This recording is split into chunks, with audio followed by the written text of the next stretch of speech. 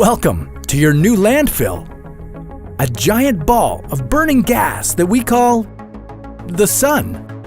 With surface temperatures of 5,500 degrees, it could obliterate any type of trash we throw at it. From pesky plastics to nuclear waste. And with everything we're launching into space these days, surely it wouldn't be too hard to send a little trash to the sun. But how much would it cost? What dangers would be involved? And why would it be easier to send a rocket right out of our solar system than it would be to get anything to the sun? This is What If, and here's what would happen if we sent our trash into the sun. Our planet is filling up with garbage.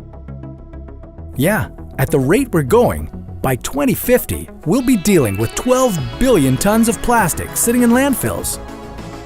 That's 35,000 times the weight of the Empire State Building. Sure, it'd be nice to put it all in some giant rockets and blast it off, but there would be some serious risks involved. Like, what would happen if there was an accident while a rocket was in the Earth's atmosphere and all our trash and nuclear waste came raining back down on us? The sun is about 150 million kilometers away from Earth, so getting any trash there would be extremely expensive. To put it in perspective, the Ariane 5, a modern European rocket, has a payload capacity of 7,000 kilograms and costs approximately $200 million to launch into orbit. So, to get all the planet's garbage headed off towards the sun would take 168 million of these rockets, just to remove our trash for 1 year. The price tag would be $33 trillion. And that's just the cost of getting the rockets into orbit around the Earth. If we wanted to get them from the Earth's orbit to the sun, it would require 10 times more fuel. Okay, we get it. It would cost a lot of money, but that's just the beginning of our problems. You see, Earth moves around the sun at 30 kilometers per second, in a direction that's basically always sideways relative to the sun. If you were to launch a rocket from Earth straight towards the sun, it wouldn't lose that sideways speed, and so it would miss its target. The only way we'd be able to get that rocket right into the sun would be if we could cancel out all that sideways motion by slowing down the rocket by 30 kilometers per second.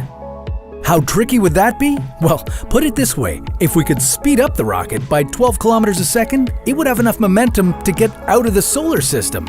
So let's simplify that a bit. To crash into the sun, lose 30 kilometers per second. To get out of our solar system, gain 12 kilometers a second. Getting to the sun takes 3 times the effort. For the sake of efficiency and fuel costs, it's better to go to the outer solar system, where the rocket's speed would be lower. Then use a little booster juice to fire the engines enough that the rocket and its load of waste would fall into the sun. Even if we were able to figure all this out and successfully deliver our garbage rocket directly to the sun, it probably wouldn't be worth all the risks involved. What risks, you ask? Well, for starters, let's say we've got our first rocket all loaded up with a bunch of nuclear waste, and just as it's about to take off, it explodes on the launch pad. Now we've got some fun nuclear fallout to deal with. But maybe we're a little luckier and the rocket launch itself is successful, but it explodes once it's in orbit. The best case scenario here is that we add a ton of debris to the already growing problem of space junk circling the Earth. The worst case scenario is that our exploding rocket, packed with thousands of tons of household trash and spent nuclear fuel, comes crashing back down on us. Either way, it's not good, and this whole operation really doesn't seem worth it. Maybe, instead of looking for these outlandish solutions, we should just, stop producing so much waste. Or we could just say, who cares, and see what happens if we start dumping it in volcanoes. But that's a topic for another What If.